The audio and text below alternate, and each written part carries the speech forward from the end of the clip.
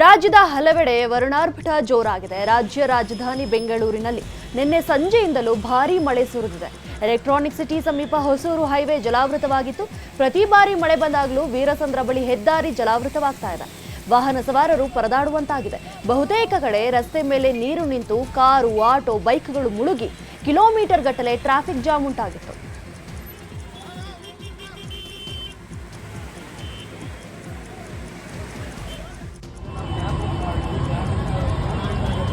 ಇನ್ನು town hall, corporation circle, KR market, Majestic ಸುತ್ತಮುತ್ತ ಭಾರೀ ಮಳೆಯಾಗಿದೆ. ರಸ್ತೆಗಳು ಕೆರೆಯಂತಾಗಿದ್ವು. ರಸ್ತೆ ಕೂಡ ದಾಟಲು ವಾಹನ ಸವಾರರು ಪರದಾಡುವಂತಾಯಿತು.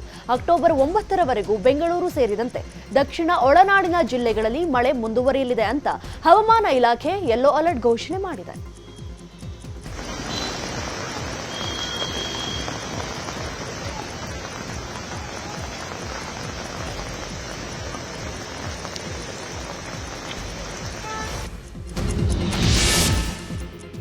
ಮೈಸೂರಿನಲ್ಲೂ ವರುಣನ ಆರ್ಭಟ ಜೋರಾಗಿತ್ತು. ನಾಡಹಬ್ಬ ದಸರಾ ನಡುವೆ ಮಳೆ ಅಬ್ಬರಿಸ್ತಾ ಇದ್ದು ಅರಮನೆಯ ಸಾಂಸ್ಕೃತಿಕ ಕಾರ್ಯಕ್ರಮಗಳಿಗೆ ಅಡ್ಡಿಯಾಯಿತು. ಮಳೆಯ ನಡುವೆ ಆಹಾರ ಮೇಳ, ಫಲಪುಷ್ಪ ಪ್ರದರ್ಶನ, ಪುಸ್ತಕ ಮೇಳ ಸೇರಿದಂತೆ ಹಲವು ಕಾರ್ಯಕ್ರಮಗಳು ನಡೆಯಿತು. ಛತ್ರಿ ಹಿಡಿದೇ ಜನ ಕಾರ್ಯಕ್ರಮವನ್ನು ವೀಕ್ಷಣೆ ಮಾಡಿದ್ರು.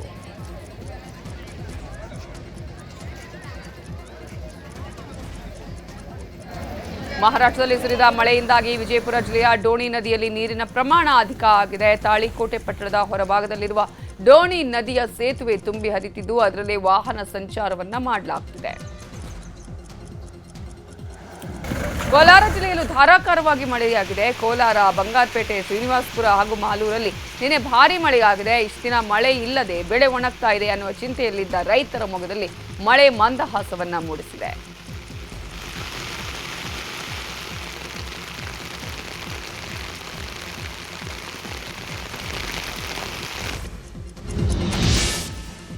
ಚಿತ್ರದುರ್ಗದ ರೇಣುಕಾಸ್ವಾಮಿ ಕೊಲೆ ಪ್ರಕರಣದ A1 ಮತ್ತು A2 ಆರೋಪಿಗಳಾದ ಪವಿತ್ರ ಗೌಡ ಹಾಗೂ ದರ್ಶನ್ ಜಾಮೀನು ಅರ್ಜಿ ವಿಚಾರಣೆಯನ್ನು ಅಕ್ಟೋಬರ್ 8ಕ್ಕೆ ಮುಂದೂಡಲಾಗಿದೆ. ಇನ್ನು ವಿನಯ್, ರವಿಶಂಕರ್, ನಾಗರಾಜ್ ಹಾಗೂ ಲಕ್ಷ್ಮಣ್, ದೀಪಕ್ ಹಾಗೂ ಅನುಕುಮಾರ್ ಜಾಮೀನು ಅರ್ಜಿ ವಿಚಾರಣೆ ಅಕ್ಟೋಬರ್ 8ಕ್ಕೆ ಮುಂದೂಡಿಕೆ ಆಗಿದೆ. ಜಾಮೀನು ಅರ್ಜಿ ಮಂಗಳವಾರಕ್ಕೆ ಮುಂದೂಡಿಕೆ ಆಗಿದೆ. ನಿನ್ನೆ ನಡೆದ ಅರ್ಜಿ ವಿಚಾರಣೆಯಲ್ಲಿ ದರ್ಶನ್ ಪರ ಹಿರಿಯ ವಕೀಲ CV ನಾಗೇಶ್ ವಾದವನ್ನು ಮಂಡಿಸಿದ್ದಾರೆ. ಇಡೀ ಕೇಸ್ ಉಲ್ಟಾ ಮಾಡೋಕ್ ನೋಡಿದ್ದಾರೆ. FIRನಲ್ಲಿ ಬೇಕಾಬಿಟ್ಟಿಯಾಗಿ ಏನೇನೋ ಸೇರಿಸಿದ್ದಾರೆ. FSL ರಿಪೋರ್ಟ್ ಹಾಗೂ FIRನಲ್ಲಿ ಇರೋ ಅಂಶಗಳು ಸಾಕಷ್ಟು ಅನುಮಾನವಿದೆ ಅಂತ ಹೇಳಿದ್ರು. ನನ್ನ ಕಕ್ಷಿದಾರ ದರ್ಶನ್ ಅವರನ್ನ ಬೇಕಂತಲೇ ಸಿಲುಕಿಸುವ ಯತ್ನ ನಡೆಸಿದೆ ಅಂತ CV ನಾಗೇಶ್ ಪ್ರಬಲ ವಾದವನ್ನು ಮಂಡಿಸಿದರು.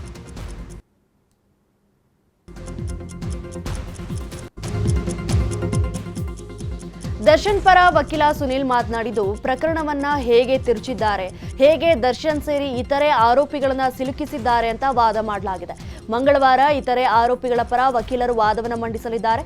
ತನಿಖೆಯ ಲೋಪಗಳನ್ನ ಎತ್ತಿ ಹಿಡಿಯುತ್ತೇವೆ ಅಂತ ಹೇಳಿದರು. ಜಾಮೀನಿನ ಟೆನ್ಷನ್ನಲ್ಲಿರುವ ದರ್ಶನ್ಗೆ ತೀವ್ರ ಬೆನ್ನು ನೋವು ಕಾಣಿಸಿಕೊಂಡಿದ್ದು ಕಳೆದ 3 ದಿನಗಳಿಂದಲೂ ಜೈಲಿನ ವೈದ್ಯರು ನಿತ್ಯ ನಟ ದರ್ಶನ್ ಆರೋಗ್ಯ ತಪಾಸಣೆ ಮಾಡಿದ್ದಾರೆ. ವೇಮ್ಸ್ ವೈದ್ಯರನ್ನ ಜೈಲಿಗೆ ಕರೆಯಿಸಿ ಆರೋಗ್ಯ ತಪಾಸಣೆ ಮಾಡಿಸಲಾಯಿತು. ದರ್ಶನ್ಗೆ MRI ಸ್ಕ್ಯಾನ್ ಮಾಡಿಸಬೇಕು ಅಂತ ಸಲಹೆ ಕೊಟ್ಟಿದ್ರು. ಆದರೆ ಸ್ಕ್ಯಾನ್ ಮಾಡಿಸೋದಕ್ಕೆ ದರ್ಶನ್ ನಿರಾಕರಣೆ ಮಾಡಿದ್ರಿಂದ ಸದ್ಯಕ್ಕೆ ಬೆನ್ನು ನೋವಿಗೆ ಮಾತ್ರೆಯನ್ನ ನೀಡಲಾಗ್ತಿದೆ.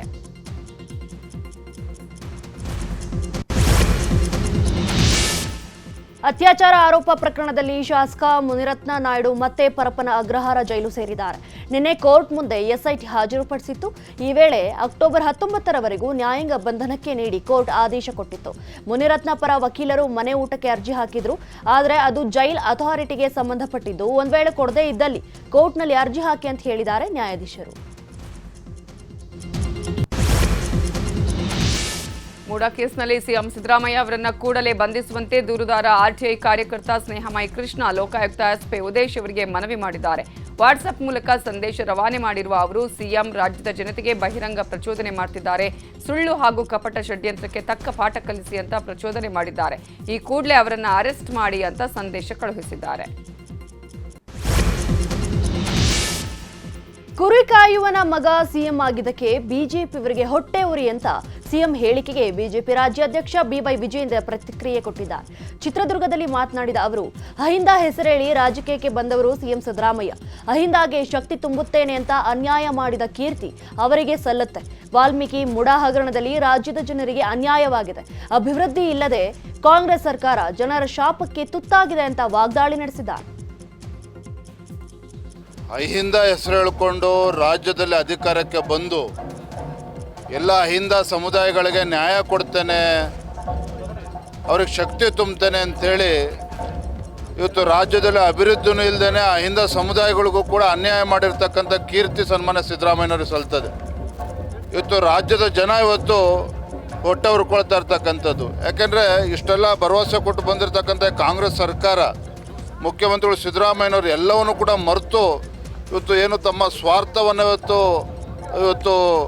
ನೋಡ್ತಾ ಇದ್ದಾರೆ ರಾಜ್ಯದ ಜನ. ಇವತ್ತು ವಾಲ್ಮೀಕಿ ಅಭಿವೃದ್ಧಿ ನಿಗಮದಲ್ಲಿ ಆಗಿರ್ತಕ್ಕಂಥ ಹಗರಣ, ಮೂಢ ಹಗರಣ, ಎಲ್ಲೋ ಒಂದು ಕಡೆ ರಾಜ್ಯದ ಜನರಿಗೆ ಇವತ್ತು ಅನ್ಯಾಯ ಆಗಿದೆ. ರಾಜ್ಯದ ಮೂಲೆ ಮೂಲೆಗಳಲ್ಲೂ ಕೂಡ ಜನ ಇವತ್ತು ಧ್ವನಿ ಎತ್ತಾ ಇದ್ದಾರೆ. ಒಂದು ಕಡೆ ಅಭಿವೃದ್ಧಿನೂ ಇಲ್ಲ, ಮತ್ತೊಂದು ಕಡೆ ಇವತ್ತು ಅನ್ಯಾಯ ಆಗಿರ್ತಕ್ಕಂಥ ನಿಟ್ಟಿನಲ್ಲಿ ಇವತ್ತು ಜನರ ಶಾಪಕ್ಕೆ ಇವತ್ತು ತುತ್ತಾಗಿದೆ ಕಾಂಗ್ರೆಸ್ ಸರ್ಕಾರ. ರಾಜ್ಯದ ಜನರಿಗೆ ಇವತ್ತು ಈ ಕಾಂಗ್ರೆಸ್ ಸರ್ಕಾರ ಅನ್ಯಾಯ ಮಾಡಿದೆ.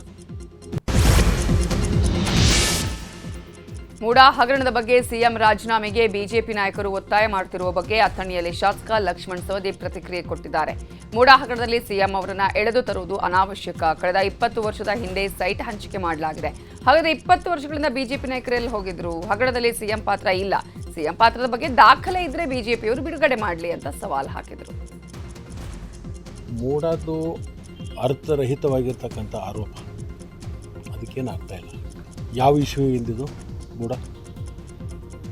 ಈಗ ಯಾವ ಇಶ್ಯೂ ಹೋಗೋದು? 20 ವರ್ಷ ಏನು ಮಾಡಿದರು?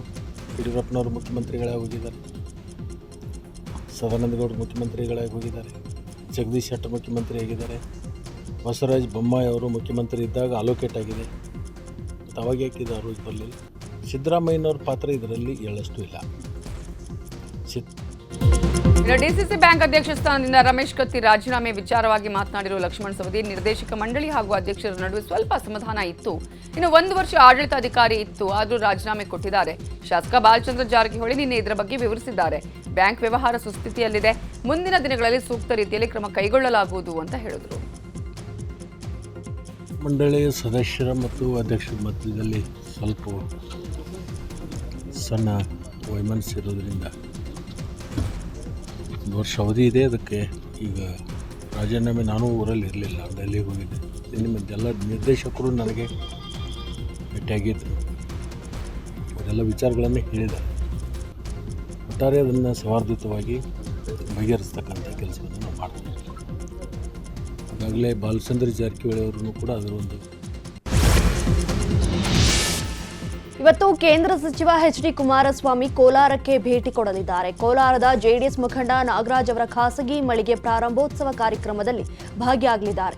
ಬಳಿಕ ಜಿಲ್ಲೆಯ ಜೆಡಿಎಸ್ ಶಾಸಕರು ಹಾಗೂ ಮುಖಂಡರೊಂದಿಗೆ ಸಭೆ ನಡೆಸಿ 10 ಗಂಟೆಗೆ ಹೆಲಿಕಾಪ್ಟರ್ ಮೂಲಕ ಚನ್ನಪಟ್ಟಣ ತಾಲೂಕಿಗೆ ಪ್ರಯಾಣವನ್ನು ಬೆಳೆಸಲಿದ್ದಾರೆ.